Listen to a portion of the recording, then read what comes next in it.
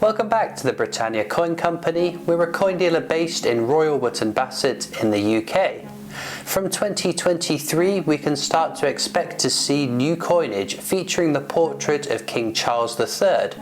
Now there are lots of questions circulating about what these coins are going to look like, so today we're going to be having a look to see what we can expect from them. First off, his portrait. There have been a handful of coins released in the past to mark special occasions in his life as heir to the throne and Prince of Wales. It is always interesting to see an individual age over time on coins, and this is rather more apparent for someone who is only featured on a handful of our coins. It has been tradition since the 17th century that when there is a change in monarch, that the portrait of the new king or queen faces the opposite way from their predecessor. This was mostly followed during the rule of King Charles I, who faces left predominantly on his coinage, whereas his predecessor James I of England or VI of Scotland faced both ways on his coinage throughout his reign. There are examples of the following kings and one Lord Protector where the pattern is somewhat broken, but once we reach William and Mary, our only ever dual monarchs, this is where we see the pattern finally set in without any odd variances from the rule for almost a quarter of a millennia, when we get to King Charles III's great uncle, King Edward VIII. He ruled for almost a year, but abdicated before his coronation and before his coins were struck for general circulation, but there does exist some pattern coins which are experimental pieces prior to a coin being mass produced. On his coins, he was adamant that he wanted to face left, the same as his father King George V. Why did he want to break this centuries-old tradition though? He wanted to show what he deemed to be his better side on his coins. He felt that his side parting would break up a solid fringe of hair and thus create a better design. Once he abdicated, new coinage for King George VI had to be created, and his portrait too faces left, which makes him the third successive monarch to do so. Now his portrait faces left because Edward was supposed to face right, even though he didn't intend to do so. So despite being the third in a row to look left, doing so actually does restore the order, from a certain point of view. Either way, Queen Elizabeth II faced right on coins, and did so throughout her 70-year reign, which means that if precedence is followed, we will see King Charles III facing to the left on his coinage, so long as he doesn't have a preferred side or decides to do something really different, like facing forwards, which kings did for hundreds of years throughout the reigns of the Plantagenets, Lancastrians and Yorkists around 800 years ago. It's not just the portrait that will change though. The wording around the coins of Queen Elizabeth II might look like some sort of secret code, and in a way it kind of is. Elizabeth II is easy to understand. The rest is abbreviated Latin. DG Reg, De Gratia Regina, which translates as by the grace of God, Queen. Naturally this will change to DG Rex, Rex being king. FD stands for Fide Defensor, which to us means defender of the faith, being that the monarch also serves as the head of the Church of England. Now this all seems nice and easy, but there is one more unknown. If we were to say look back at coins from the reign of the Queen's father, King George VI, if you take a look at his name, that is not George, is it? This is the Latin version of his name.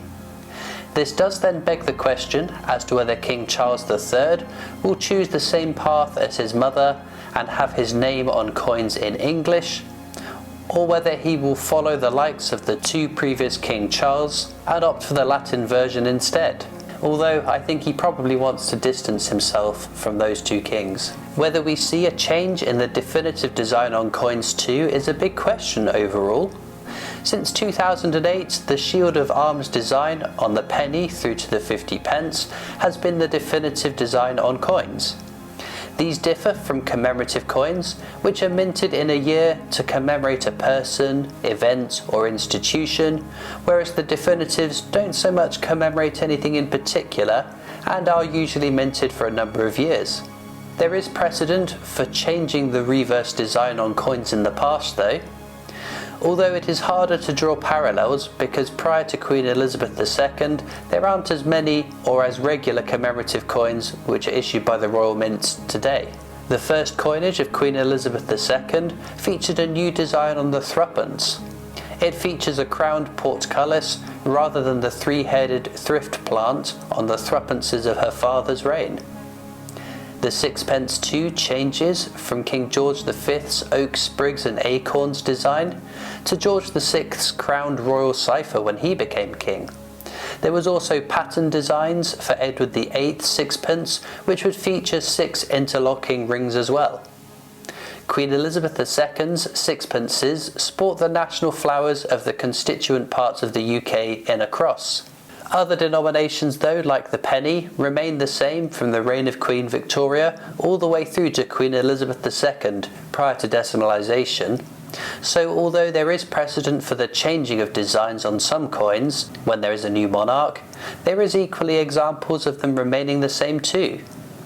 These previous changes though affect designs which are individual rather than the definitive coinage which we have now that all tie into one larger design.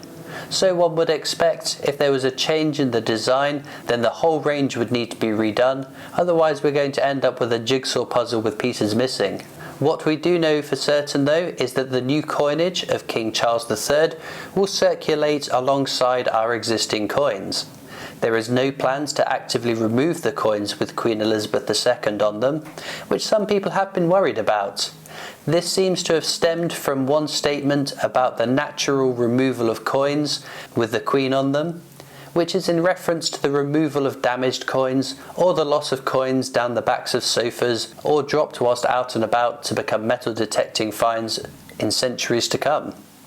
So don't confuse this with the removal of the old £1 coins back in 2017, which were replaced with the coin that we know and use today.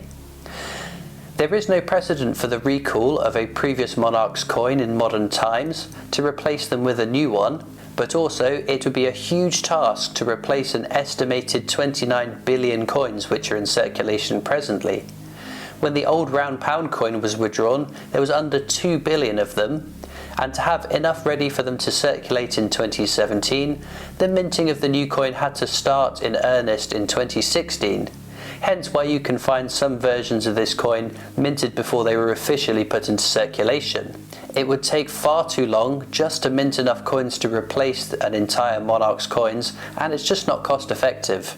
However, if we see in the future the replacement of a style of coin, for instance if the £2 coin gets deemed too easy to fake and a new type of coin is produced to stay ahead of counterfeiters, as was the case with the £1 coin, then that would see the end of the Queen on that particular denomination in circulation, but there's been no news or rumblings about that being planned for. So will the coins with Queen Elizabeth II's portrait on become scarce and valuable? Yes and no really. We have already seen a heightened interest in the coins of Queen Elizabeth II, with collectors wanting to fill gaps in their collection, perhaps worrying about how long they have left in circulation, but also people outside of coin collecting wanting to buy a memento of the Queen's reign.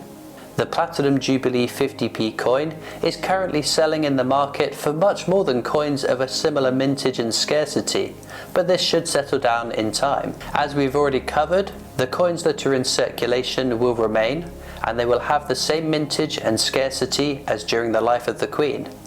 You can also look to the withdrawal of the old £1 coin to see that even after a coin gets removed from active circulation, they don't all command that hefty of a premium, bar a handful of really rare ones.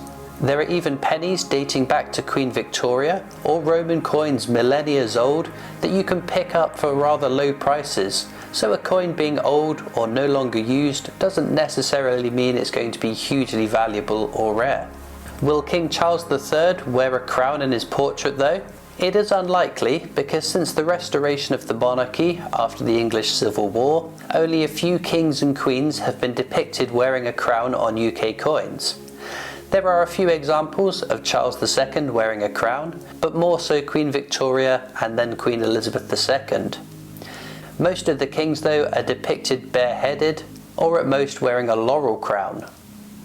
Perhaps the image of a crowned head of a king with no body attached is an image that most want to avoid having in the hands of the general public. Interestingly though, there are more recent examples of kings since Queen Victoria wearing the St Edward's crown or the coronation crown on coins.